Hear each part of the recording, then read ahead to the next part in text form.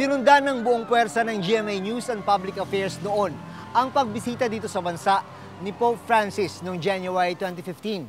Sinalubong siya ng napakaraming Pilipino. Pero ang isa talaga sa masasabing may pambihirang pagkakataon na malapitan at mayakap ang Santo Papa ay ang batang si Mark Balberos.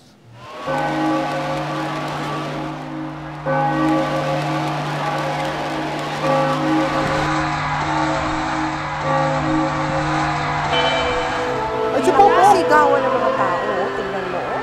Ay, si Popo! Sus, nasilip lang sa bintana. Oh, ayan na nga. Talaga naman.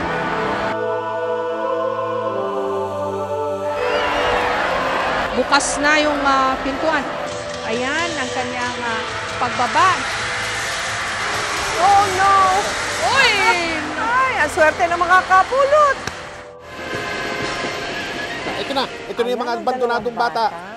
Ito na yung mga bata. Touching moment din yung paghandog sa kanya ng bulaklak nung dalawang batang napili. Mga abandonadong bata. Ito si Lani Ortilio at si Mark Angelo. Masaya po kasi po, nayakap ko na po siya.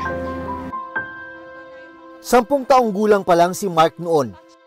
Gagayahin ko po siya, tutulong sa kapwa-tao. Makalipas ang mahigit 1 dekada, natunto ng Reporter's Notebook si Mark. Nag-bless ka pa.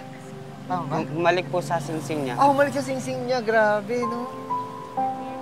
Nakakilabot naman yung moment na yun.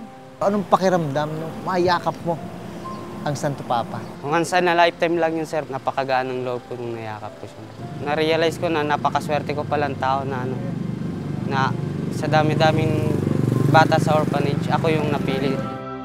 Nung nasalubong ko siya, nag-pray ako, sana bumalik yung nanay ko, sana magkabuo kami pamilya.